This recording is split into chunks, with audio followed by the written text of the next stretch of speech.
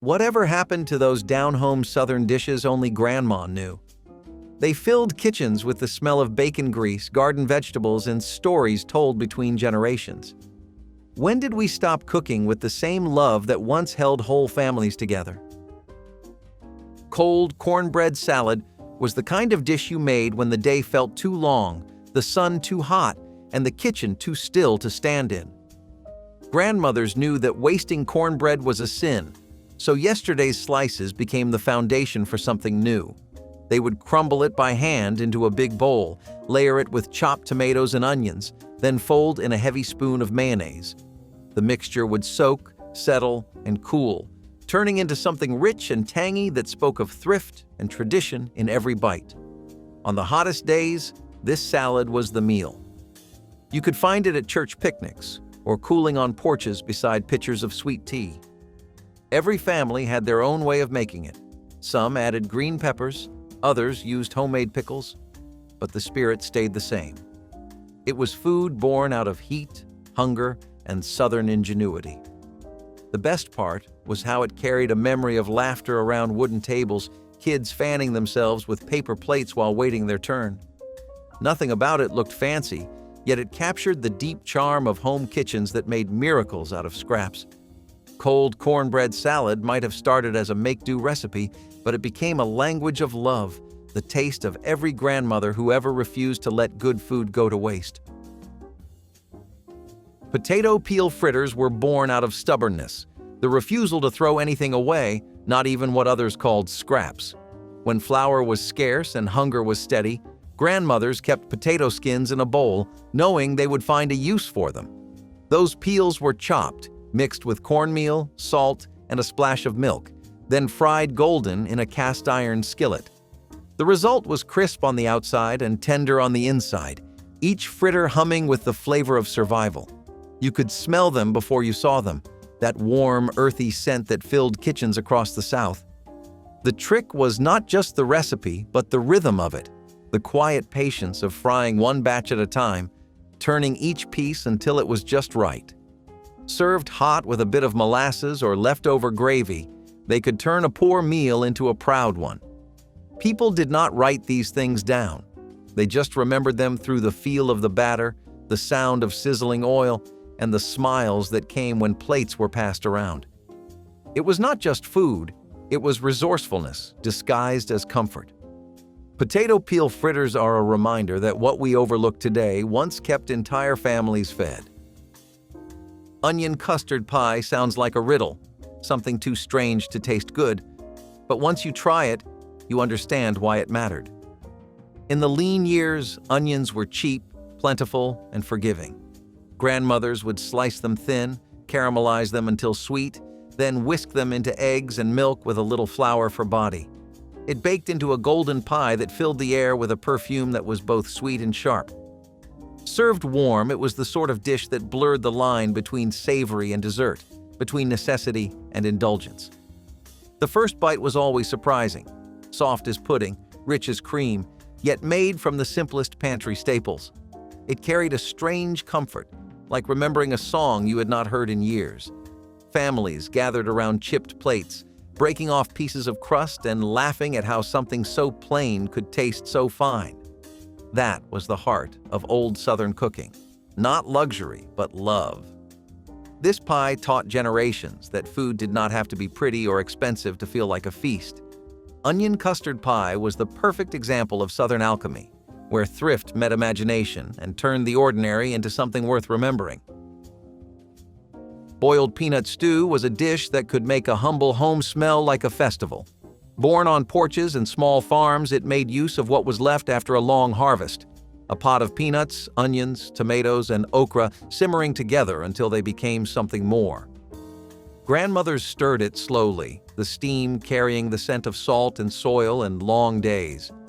It was a cousin to gumbo, but simpler, quieter, a working person's comfort. Each bite was earthy and warm, soft peanuts breaking down like beans, thickened with the patience of hours. Families would eat it with cornbread, sopping up the broth until the bowls were nearly clean. Some added a little smoked meat when they had it, others let vegetables do the work, but everyone agreed it was better the next day. It was food that belonged to the land, a taste of red clay and sweat and home. You could hear it bubbling while children played outside and cicadas droned in the trees. In that rhythm of boiling and stirring, something sacred happened. Leftovers became a celebration. Boiled peanut stew was not about having plenty, but about being grateful for enough. Collard green dumplings were what happened when Southern cooks met imagination halfway between soup and bread. They started with collard greens, chopped fine and folded into dough, then dropped into bubbling broth like little gifts of green. The air would fill with the scent of simmering stock and garden vegetables, warm and steady like a Sunday hymn. Each dumpling puffed up tender and hearty, the greens giving them a subtle bite that made them unforgettable. You could eat a bowl and feel full in your bones, even if it was all you had that day. These dumplings were born from seasons of plenty and scarcity alike, from grandmothers who knew how to stretch flavor like a dollar.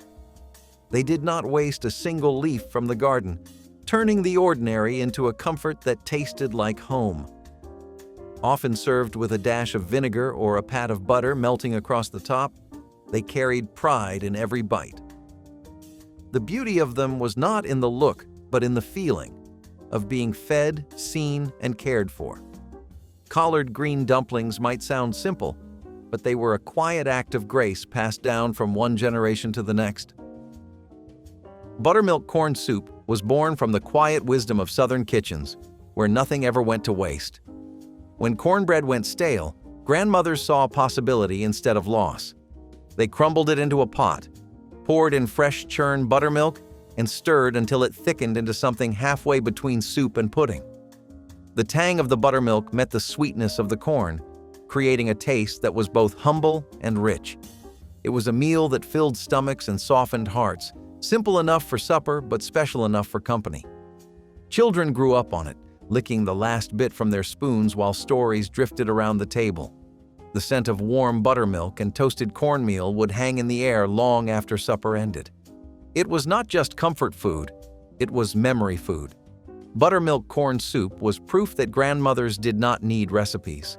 They needed instinct.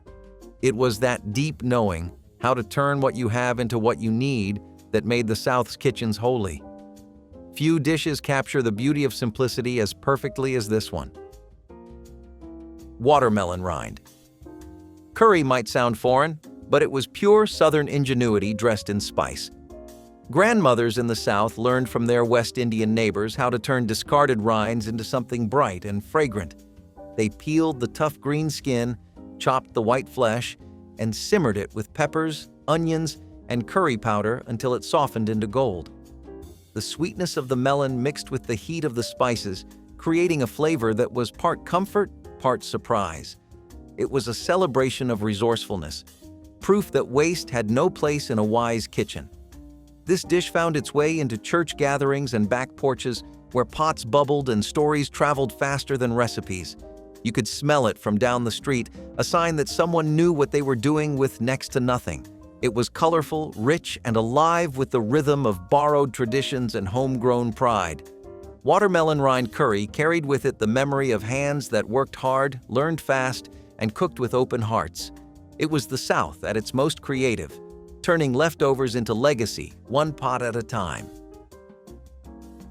Fried sorghum cakes were the South's answer to dessert when there was no sugar to be found. Grandmothers stirred sorghum syrup into cornmeal batter, poured it into a hot skillet, and fried it until the edges turned crisp and dark.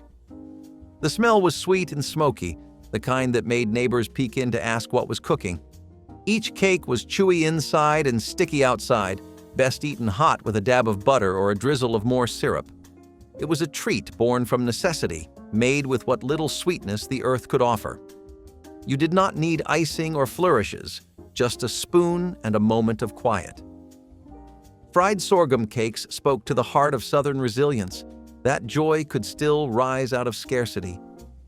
These cakes showed up at breakfast tables, funerals, and Sunday evenings alike, reminding everyone that life was still sweet, even when times were not.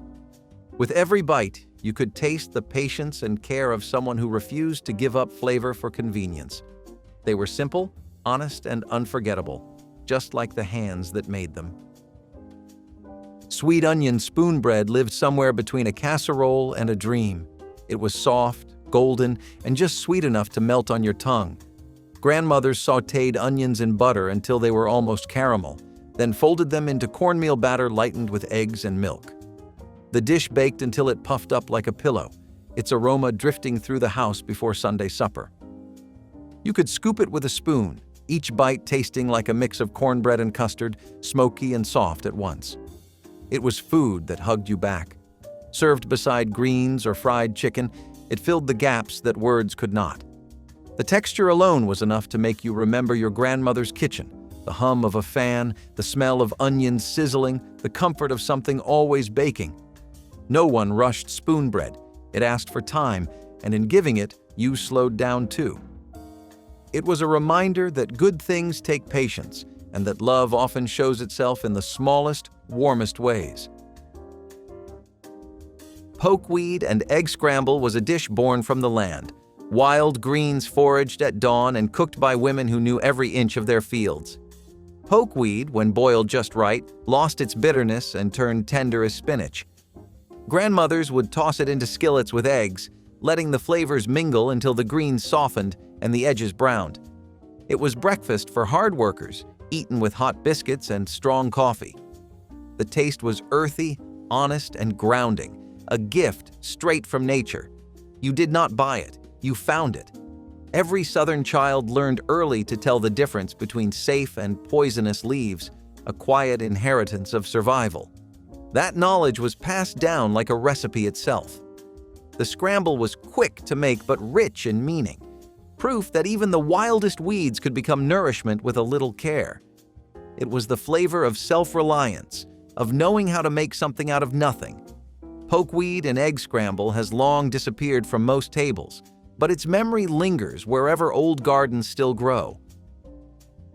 Lard fried apple rings were the kind of dessert that made a kitchen smell like every fairground memory rolled into one. Grandmothers would slice apples thin, dip them in batter made from milk and flour, and drop them into a skillet shimmering with pork lard. The hiss and sizzle of hot fat meeting fruit filled the house like a promise.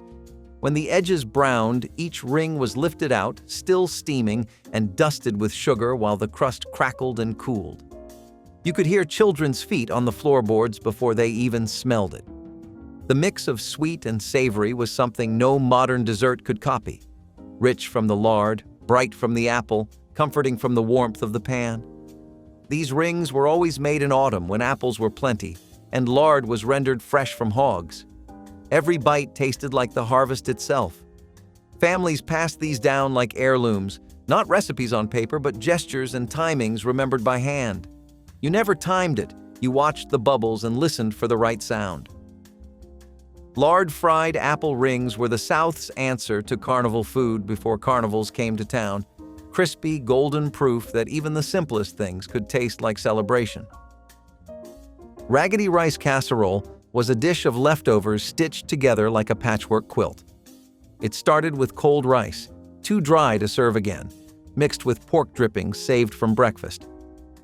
Crushed crackers were added for crunch, sometimes with chopped onion if the garden had any to spare. Then everything was baked until the edges browned and the top turned crisp and salty. Grandmothers called it Raggedy because it never looked neat, but nobody cared once they tasted it. The smell of sizzling fat and toasting crackers brought people running from outside. It was comfort disguised as improvisation, the kind of dish that turned scraps into pride. In a world where every spoonful mattered, wasting nothing was an art form. Raggedy rice casserole proved that poor kitchens had more flavor than rich ones ever dreamed of. There was no single way to make it. Every family had their own ragged version, and that was part of its charm. Sometimes the best meals were the ones you never planned. Cane syrup vinegar slaw was as Southern as red dirt and gospel hymns, showing up at every summer picnic before bottled dressings took over. Cabbage was shredded fine, carrots grated, and onions sliced thin enough to fold like paper. Instead of sugar, grandmothers poured in cane syrup, dark, thick, and slow-moving, the kind that clung to spoons like honey. A splash of vinegar gave it bite, cutting through the sweetness with a tang that danced on the tongue. The mixture sat in a bowl until it marinated into something sharp yet mellow. No store-bought dressing could ever match it. The sound of that slaw being mixed, spoons scraping against enamel, was a song of Sunday mornings and screened-in porches. Every bite woke you up a little, reminding you that simple food had its own kind of grace. Cane syrup vinegar slaw was both humble and bold, proof that a handful of ingredients could make a memory last for decades. Today, it is all but forgotten, replaced by jars and labels that can never taste like the real thing. Corn husk wrapped fish was a gift straight from riverbanks and summer fires. Grandmothers and grandfathers caught catfish or perch at dawn, cleaned them by hand, and seasoned them with salt, pepper, and herbs pulled from the garden. Then came the secret, wrapping each fish in soaked corn husks, tying them tight, and setting them near the embers instead of over the flame. The husks steamed and roasted at once, sealing in the juices and infusing a faint sweetness that tasted like the fields themselves. The smell was earthy and smoky, the kind that made neighbors wander over just to talk. It was not fine dining, but it was the kind of cooking that made you feel alive. You ate it straight from the husk, the flesh flaking soft as butter, with maybe a squeeze of lemon if you were fancy. It was the South's version of a treasure. No gold, just good fish and a fire that never hurried. Okra seed coffee was a desperate comfort, the kind made when there was nothing else left in the pantry but hope and a little ingenuity.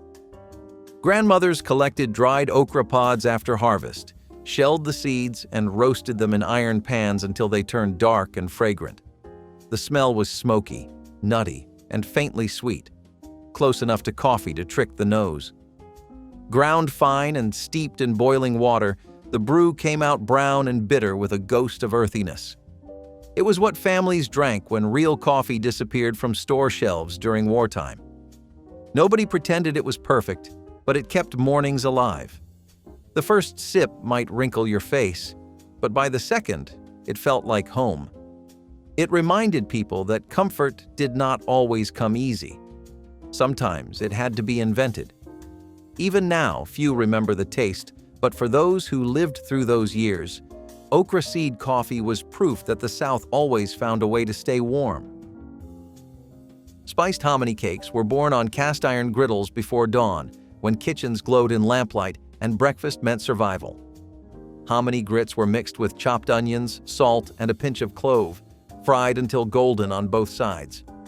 The scent of spice and corn filled the air, sweet and savory at once. These cakes were crisp at the edges and soft in the middle, eaten plain or with a drizzle of cane syrup. They carried the deep rhythm of native and African roots, both cultures knowing how to turn corn into comfort. The clove added mystery, a flavor that lingered just long enough to make you smile. In times when food was scarce, they were a full meal dressed as breakfast. People worked long days on nothing but a few of these and a cup of milk. Spiced hominy cakes were proof that you could build a day's strength out of a few humble grains and a steady hand. Field pea and molasses loaf was what you made when meat was a dream and hunger was real. Grandmothers soaked peas overnight, ground them fine, and mixed them with molasses and flour until the dough came together heavy and sweet. It baked into a dark, dense loaf that filled the kitchen with the scent of smoke and sugar. Sliced warm, it had the heartiness of bread and the soul of supper. The peas gave it body, the molasses gave it comfort, and together they made a meal that stretched across days. It was thrifty, sturdy, and oddly elegant in its own way. Served with butter or onion gravy, it satisfied when little else could. This loaf did not just feed people. It reminded them they were still capable of creating something good. Field pea and molasses loaf was born from hunger, but remembered with love, a taste that time can never quite erase. Cabbage and peanut stew told the story of travel without anyone leaving home. African flavors found their way into southern pots, carried by memory and necessity. Grandmothers simmered cabbage with peanuts, peppers, and onions until it became thick as gravy and rich as gold. The peanuts melted down, turning the broth creamy and nutty, while the cabbage softened and sweetened in the steam. It was food that stuck to your ribs and soothed the soul. A single bowl could fill a man after a day in the field. It was humble, hearty, and full of borrowed brilliance. This stew honored those who brought their wisdom across oceans and into new soil. Every bite held a whisper of resilience and remembrance. Cabbage and peanut stew might not look fancy, but it carries more history than most grand meals ever will. Corn silk tea was the quiet medicine of old Southern nights. Grandmothers saved every thread of golden silk stripped from summer corn, dried it in the sun, and tucked it into jars. When stomachs ached or nerves ran high, they steeped the silk in boiling water until it turned pale amber. The tea was soft and earthy, a little sweet on its own, soothing without the need for sugar. Families drank it after supper as the crickets sang outside. It was a ritual of rest and gratitude, a gentle way to end long days. Nobody called it fancy, but it worked, calming, cleansing, and kind. Corn silk tea was never sold in tins or shops. It belonged to those who remembered the rhythm of the land and how it cared for them in return. Dandelion root pie was a dessert that looked plain but carried the wild heart of the South. Foragers dug up dandelion roots, washed them clean, roasted them until dark, and mashed them into a sweet filling like coffee custard. Grandmothers blended it with eggs, milk, and molasses, baking it until the crust browned and the center set soft. The result was deep and earthy with a hint of caramel, tasting like something between the forest floor and a sugar jar. It was a pie made from what most people stepped over without a second glance. Dandelion root pie turned weeds into wonder. It reminded everyone that beauty often hides in plain sight. Every slice was a story of persistence and faith in the land's small gifts. Served warm, it was the taste of gratitude itself, proof that the poorest gardens still had treasures to give. Cracklin sweet rolls were the perfect marriage of salty and sweet, born from the kind of thrift that turned leftovers into luxury. Grandmothers saved pork cracklins from the night before, kneaded them into sweetened dough, and baked the rolls until they puffed golden and fragrant. The kitchen would fill with the smell of sugar melting into fat, that unmistakable aroma of Southern comfort that felt like home. Each bite had a crunch from the cracklins and a buttery softness from the dough, a contrast that made them unforgettable. You did not need icing or fancy toppings. The flavor carried itself.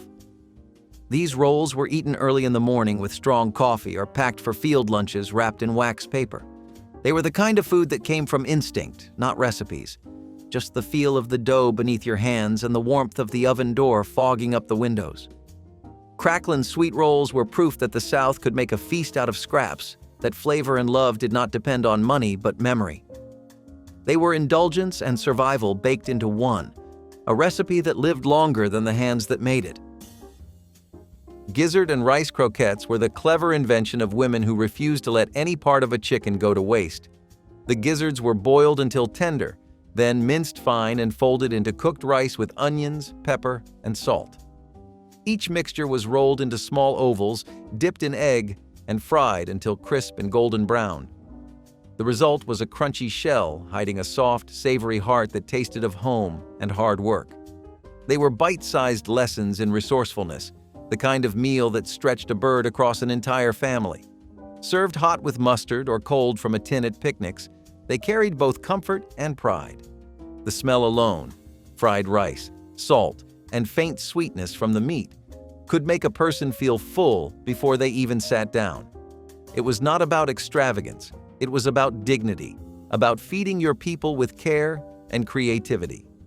Gizzard and rice croquettes were born in kitchens where waste was a sin and satisfaction was a blessing. Molasses vinegar cake was what grandmothers made when fruit was scarce, sugar was low, and spirits still needed lifting. It was a cake made from memory: flour, a splash of vinegar to keep it tender, and a good pour of molasses for sweetness and color. The batter was simple, stirred by hand and baked slow until the air smelled like caramel and spice. When sliced warm, the cake was dense yet soft, its flavor deep like a winter evening. It had no frosting, no decoration, just honesty in every crumb. People served it with coffee after supper, or crumbled it into milk for breakfast the next day.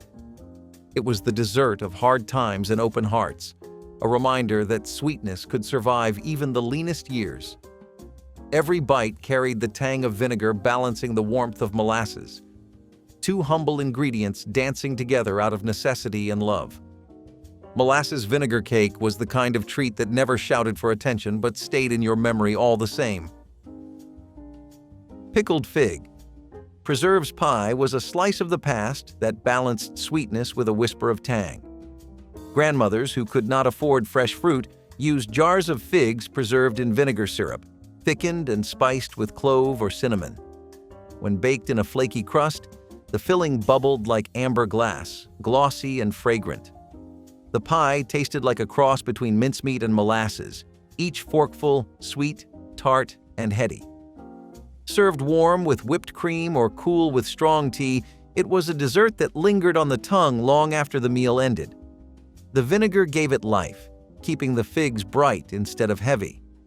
It was not just a pie, it was preservation made into poetry, proof that Southern cooks could coax flavor out of anything. Pickled fig. Preserves pie belonged on Sunday tables and holiday gatherings, holding its own beside cakes twice as pretty. You could almost taste the patience it took to make it. Turnip green cornbread bake was a one-dish wonder that turned two humble staples into something worth gathering around. Layers of tender greens were tucked between cornbread batter, the juices seeping upward as it baked to keep everything moist and flavorful. When it came out of the oven, the crust was crisp, the inside soft and rich with the taste of the fields. Grandmothers made it when there was little else to cook, turning a handful of greens and a scoop of cornmeal into supper for six. The scent of baked corn and earth filled every room, a smell that made the walls feel warmer. It was eaten straight from the pan, no knife needed, just a spoon and an appetite. The beauty of it was in its simplicity, no fancy ingredients, just what grew nearby. Turnip green cornbread bake was more than a meal. It was a declaration that the land still provided. Cane syrup popcorn balls were the candy of the countryside, homemade, sticky, and irresistible. Grandmothers made them for church bazaars, wrapping them in wax paper tied with string. Popcorn was popped over the stove, then bound together with thick, warm cane syrup that stuck to everything it touched. The trick was knowing when the syrup was hot enough to hold, but not burn. Hands greased with butter shaped each ball before it cooled, everyone slightly different, but all sweet as a hymn. Kids loved them because they stuck to their fingers, leaving a sugar shine that lasted all day. They were chewy, crunchy, and just messy enough to feel like fun. Cane syrup popcorn balls were joy you could hold in your hand, proof that simple pleasures did not need store shelves or shiny wrappers. Hog maw and potato hash was proof that nothing on the hog went to waste, not even its stomach. The meat was cleaned, boiled, and chopped fine, then fried together with diced potatoes until everything turned golden and crisp.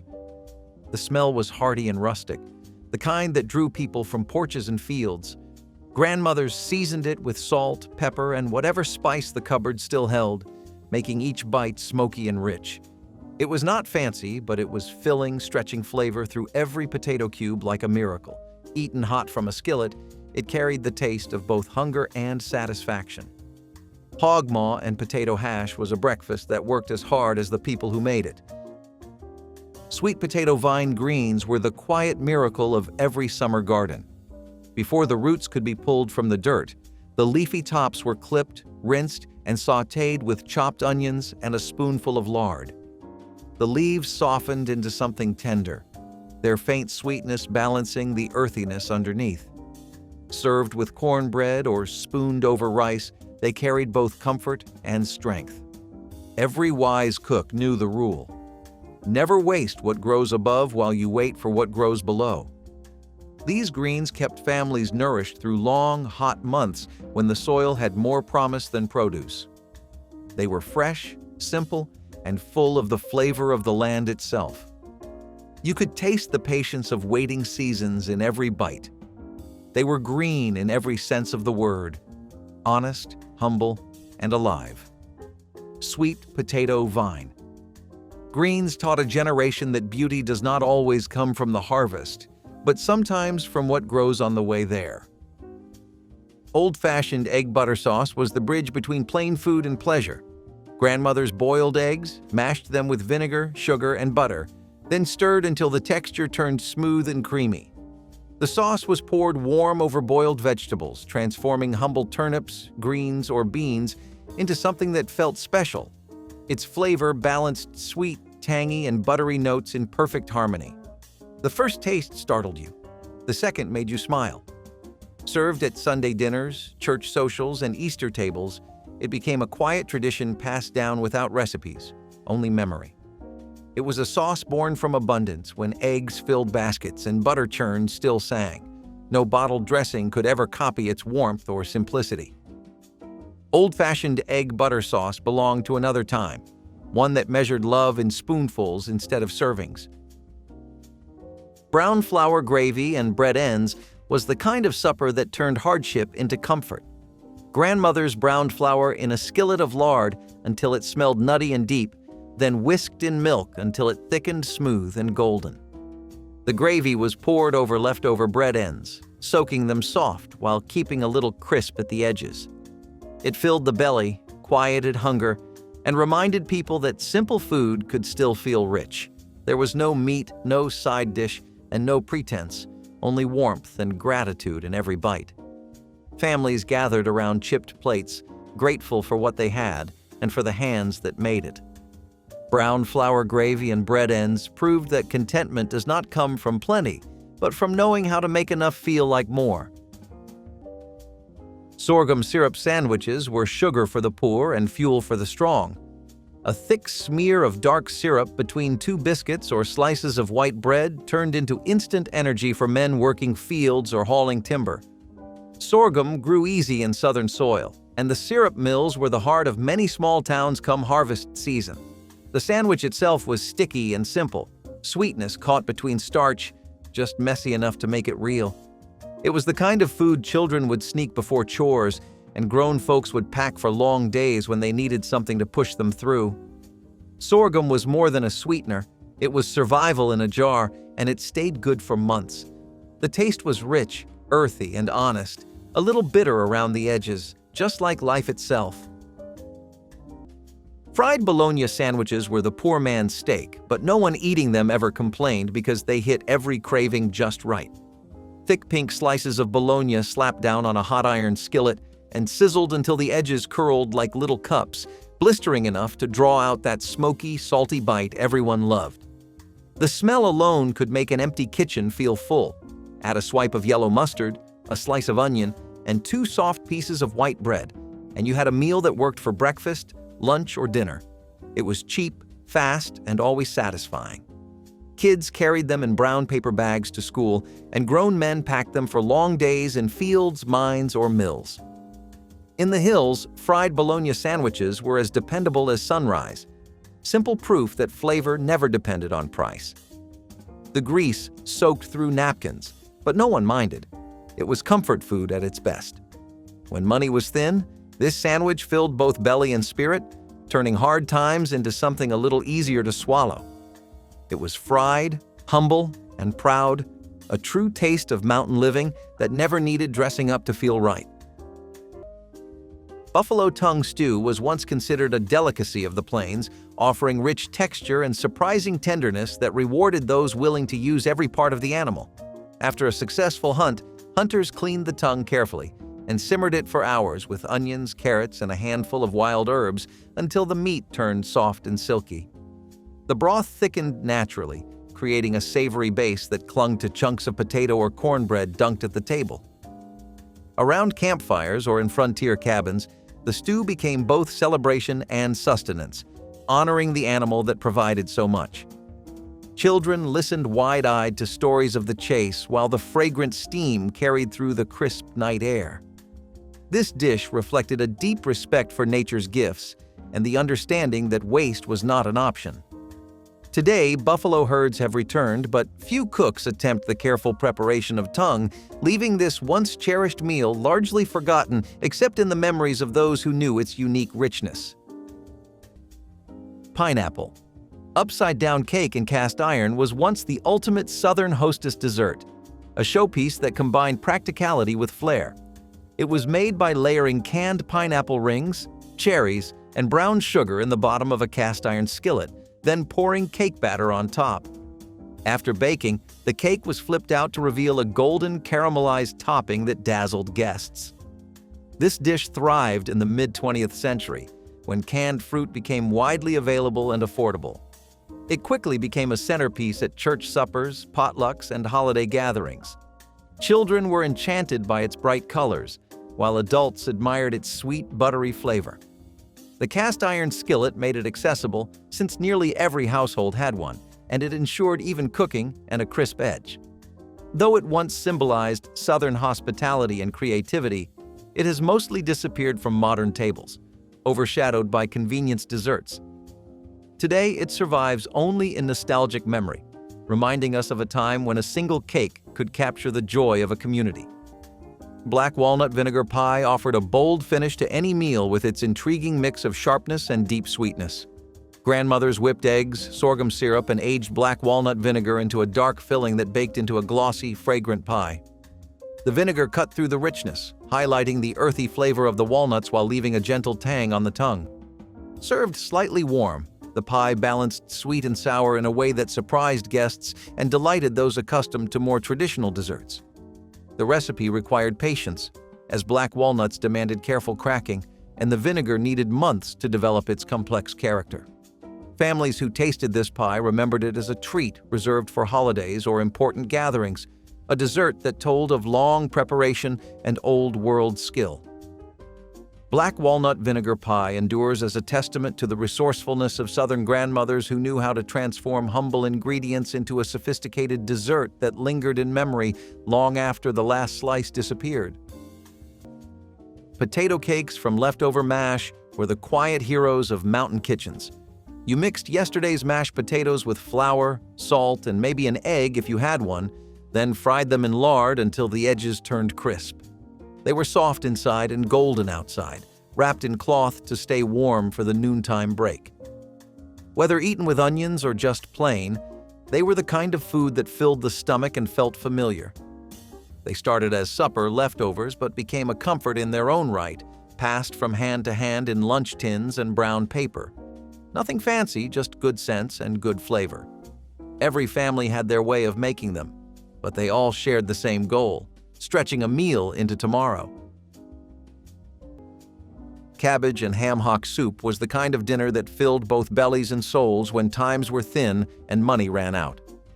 The hock, tough and bony but rich with hidden flavor, simmered for hours until the meat fell away and the broth turned smoky.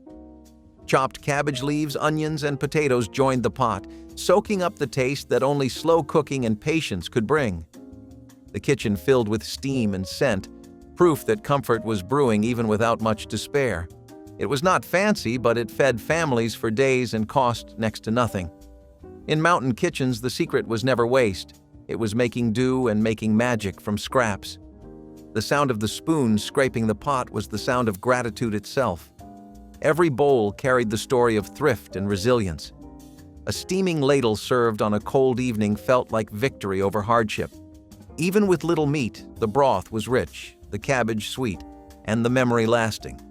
Ham hock soup reminded everyone that love and labor make the best seasoning of all. It was humble food, but it held more comfort than gold ever could. Wood stove corn pone was the quick answer to hunger when daylight faded and work refused to slow. Cornmeal mixed with salt, spring water, and a spoon of rendered fat formed a thick batter spread directly on the hot iron surface of a wood stove. The heat created a crisp crust while the interior stayed moist and hearty, releasing a toasty aroma that filled the room with anticipation. This simple bread needed no yeast or rising time, making it perfect for weary travelers and families returning from long days in the field. A slice eaten plain carried smoky sweetness, while a dab of wild honey or a drizzle of sorghum turned it into a rare treat.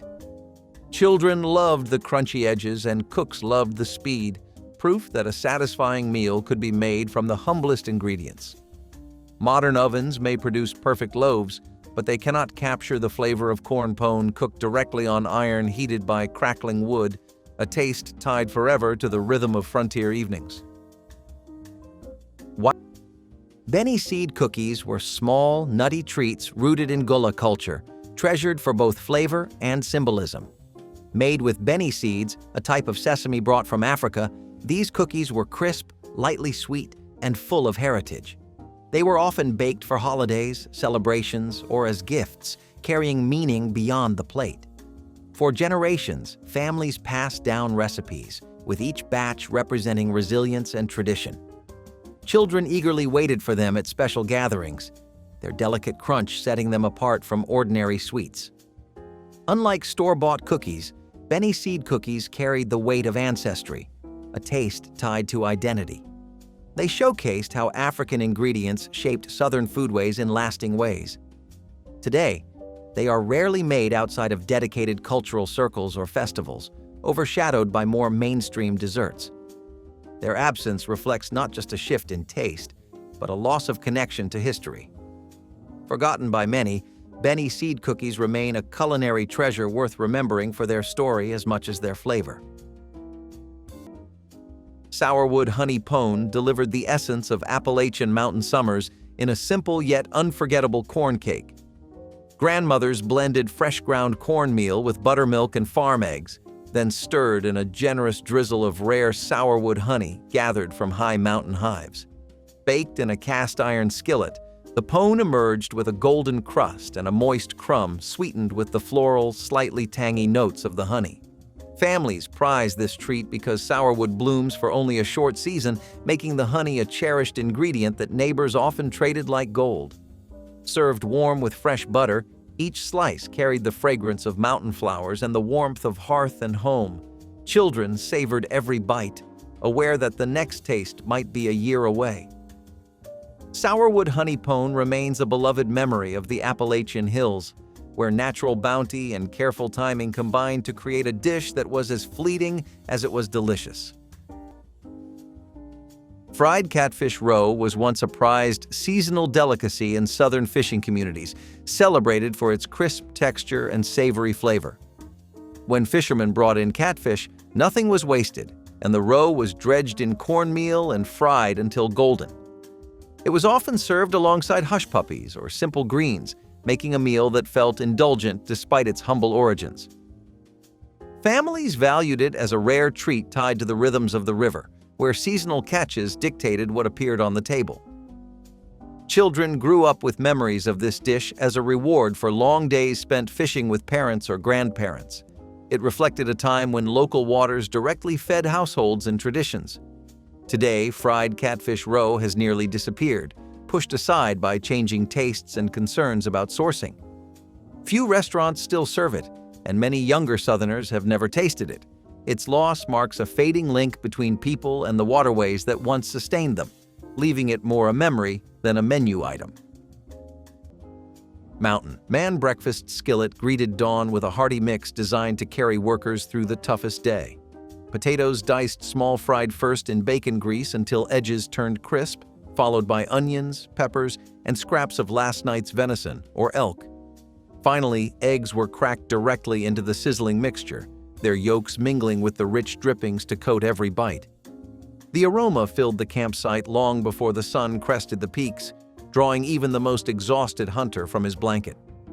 This breakfast was never fancy but always reliable, offering protein, starch, and fat in perfect balance for long hikes or chopping wood.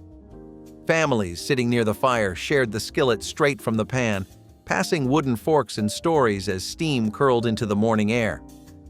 Today, diners serve similar dishes, but the true Mountain Man version carries the unmistakable taste of open flame and fresh game, a flavor of pure endurance that cannot be recreated by any restaurant range or packaged seasoning mix. Fried apples and biscuits made kitchens smell like home long before the word comfort food existed. Dried apples were soaked and stewed with butter, sugar, and a sprinkle of cinnamon until they turned glossy and golden in the pan.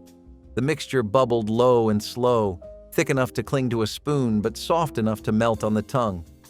When spooned over warm biscuits split straight from the oven, the syrup soaked down deep into the crumb. It was part breakfast, part dessert, and all memory. Families made it on cool mornings when the stove burned early, using whatever fruit they had dried the summer before. The smell filled every corner of the house, bringing even sleepy children to the table before the first call. For some, this dish was sweeter than candy. For others, it was a reminder of simpler days when love was measured in full plates and clean pans.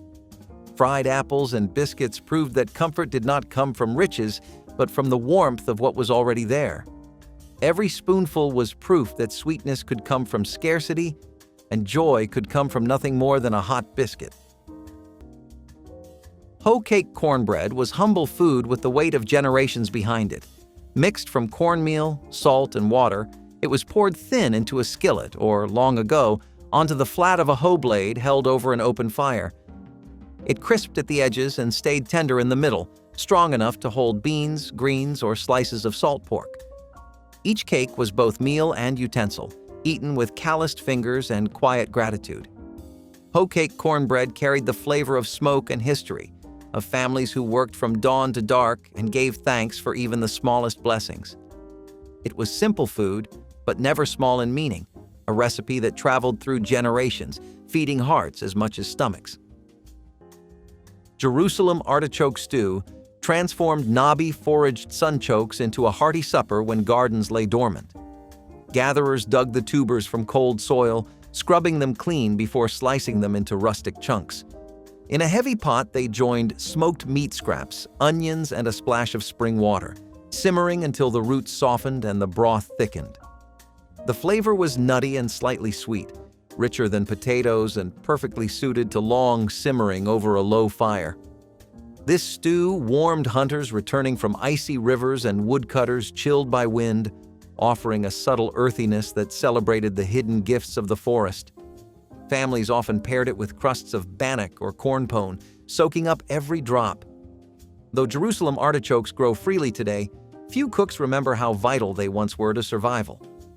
This dish remains a quiet reminder that true abundance often waits beneath the surface, discovered only by those willing to dig deep into frozen ground for the nourishment hidden there.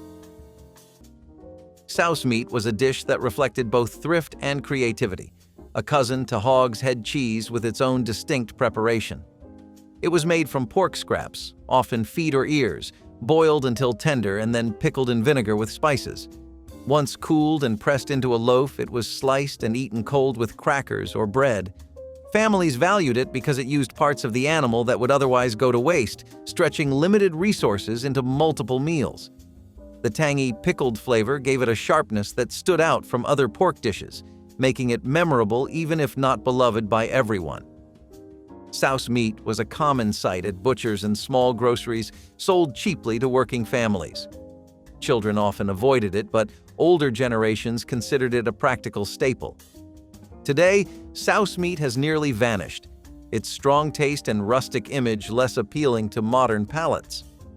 Still, it remains a marker of a time when nothing edible was ever discarded. Cypress knees. Stew drew its name and subtle flavor from the swampy roots of the cypress tree that lined bayou waters. Grandmothers simmered fresh fish, small shrimp, and local vegetables in a seasoned broth enriched with a few cleaned cypress knees, which released a gentle woodsy essence during cooking. The stew carried the spirit of the Louisiana wetlands, blending the sweetness of seafood with the mysterious aroma of the swamp. Served with crusty bread to soak up the broth, it warmed families after long days spent fishing or gathering along the water's edge. Children learned respect for the bayou as they watched elders harvest the knees carefully without harming the living trees. The dish reflected both reverence for nature and the inventive cooking that defined communities living close to the land. Cypress knees stew remains a rare and evocative taste of the Deep South, a recipe passed quietly from grandmother to grandchild as a celebration of place and patience. Beaver tail roast brought rich, savory fat to camps that relied on resourcefulness and respect for every animal taken. After a successful trapping day, hunters skinned the thick, paddle-shaped tail and cleaned it carefully before laying it over a bed of hot embers. As the outer layer blistered and crisped, the inner fat softened into a silky texture prized for both flavor and sustenance. The roasting scent mingled with wood smoke, signaling a feast that offered rare richness during long, cold nights. Slices of the tender interior were served plain or with a pinch of salt, each bite delivering warmth and calories that no lean cut of meat could match. Trappers often shared this delicacy as a sign of camaraderie and gratitude for a successful catch. Though modern diets rarely include such fare, those who tasted the smoky, buttery meat remembered it as an unmatched wilderness luxury, a dish that turned the hard work of the trap line into a celebratory meal that honored the animal and the skill of the hunter. Beans and chow chow relish proved that flavor did not have to cost a thing. A pot of brown beans simmered all afternoon, thickening with onions, bacon grease, and a little salt until it was pure comfort in a bowl. What made it special, though, was the chow chow, a relish made from chopped cabbage, peppers, and green tomatoes, pickled in vinegar and sugar. That tangy crunch on top of the soft beans made the whole dish come alive. It was the mountain version of balance, sweet meeting savory in every bite. Folks canned chow chow in big batches, lining up jars on the porch to cool in autumn air. It stretched plain food through the winter and turned even the simplest meal into something bright. Beans and chow chow were everyday fare, but no one ever got tired of them. It was the kind of humble magic only country kitchens knew how to make. Together they showed that good food is not about plenty, it is about knowing what to do with little and doing it well. Apple stack cake slices were the mountain answer to store-bought sweets, and they lasted long enough to pack for lunch. Layers of molasses cake were stacked with cooked-down dried apples that had been mashed into a thick jam.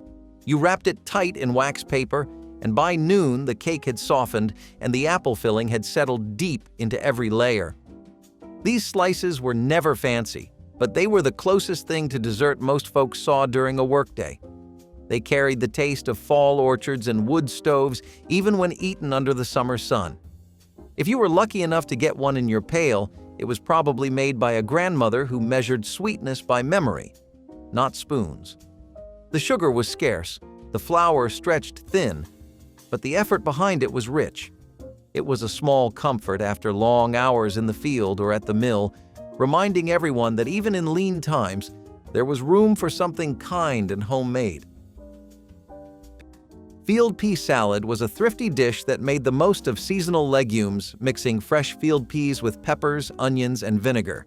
Served chilled, it was a refreshing side for hot southern summers, often brought to church picnics or family reunions. The tang of vinegar balanced the earthiness of the peas, making it both simple and satisfying. Families appreciated it as a cheap, garden-based dish that stretched across gatherings. Children often picked peas from pods, their small hands helping prepare what would later fill large bowls. Field pea salad was more than just food, it represented the connection between gardens and tables, showing how nothing went to waste. Its bright flavors stood out among heavier southern fare, giving balance to meals. Today, it has slipped from popularity, replaced by mayonnaise-heavy salads and modern sides. Forgotten in many kitchens, its memory lingers in old recipe boxes. Field pea salad was proof that even the humblest ingredients could shine when handled with care. Wildberry buckle turned foraged fruit into a dessert that brightened even the roughest mountain camp. Gatherers filled baskets with blackberries, blueberries, or raspberries, their hands stained with juice and scratched by brambles. The berries were tossed with a little sugar and poured into a greased cast iron pan, then covered with a thick batter of flour, eggs if available, and a touch of cream or buttermilk. Baked beside a fire until the top browned and the fruit bubbled, the buckle offered a sweet reward for a day of hard labor. Its aroma lured tired hunters and children to the hearth, where they waited for the pan to cool just enough to slice. Each bite combined tart fruit with tender cake, a perfect blend of wild harvest and home comfort. In an era when refined desserts were rare, this humble dish felt like a celebration. Today, berry desserts are common, but few capture the sense of accomplishment that came from gathering each ingredient by hand and baking it in the quiet heart of the wilderness. Cushaw squash casserole was the pride of the garden before boxed meals and frozen casseroles ever came along. The long green and white Cushaw squash was peeled, cubed, and boiled until tender, then baked with milk, butter, and a touch of sugar to draw out its natural sweetness. Its mild flavor made it the perfect base for stretching a meal or feeding unexpected guests. Every household had its own version. Some topped it with breadcrumbs, others poured in cream if they were feeling fancy. The smell of baked cushaw filled the kitchen with comfort, its soft texture melting into every forkful. It was the taste of late summer, of harvests and hard work rewarded. Hill families treated it like gold because it was both filling and forgiving, growing strong even when the soil was poor. No one ever left hungry when cushaw casserole sat on the table. It was a dish that carried the spirit of mountain thrift, simple, slow, and made from what the land gave freely. To many, it was not just supper, but a symbol of plenty earned the honest way. Cornmeal mush squares were proof that mountain folks could turn the simplest ingredients into comfort. Cornmeal, water, and a pinch of salt were cooked into a thick porridge at night, poured into a pan, and left to cool until firm. By morning, it's sliced clean, ready to be fried in bacon grease until crisp and golden on the outside. The inside stayed soft and creamy, making it a meal that worked hot or cold, plain or with a drizzle of syrup. It was food that didn't spoil fast, didn't cost much, and didn't need anything fancy to taste right. Even when cupboards were bare, there was always cornmeal to rely on. Its smell filled the kitchen like a promise, warm and earthy, steady as the sunrise. Every bite carried the comfort of routine and the pride of making something from almost nothing. In the mountains, that was enough to keep spirits strong. Fried green tomatoes with cornmeal crust were the South's way of saying waste nothing, because even an unripe tomato could still shine. When the vines hung heavy with fruit that would not turn red in time, thrifty hands sliced them thick, dusted them in cornmeal, and dropped them into sizzling bacon grease. The kitchen came alive with that familiar pop and crackle, the sound of hunger about to be satisfied. The slices fried golden and crisp, tart inside and smoky outside, a perfect blend of garden freshness and skillet comfort. They were often served beside beans, greens, or gravy, completing a meal that cost almost nothing but tasted like plenty. Each bite carried the flavor of hard work, sunshine, and summer's patience. Mothers never measured. They just knew when the batter was right, and kids learned to flip them when the edges turned brown. Fried green tomatoes were proof that nothing in the South went to waste. Not time, not food, not love. They were simple, dependable, and unforgettable. The first bite snapped with tang. The last ended in quiet satisfaction. In every kitchen that made them, thrift became art, and every plate told the same story. Make do and make it delicious. Corn dodger cakes were dense patties of cornmeal fried in bacon grease, built to endure long hunts and endless trails.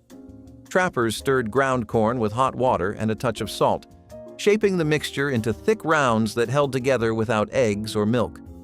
Dropped into sizzling grease, they crisped on the outside while staying firm inside, creating a portable bread that resisted spoilage.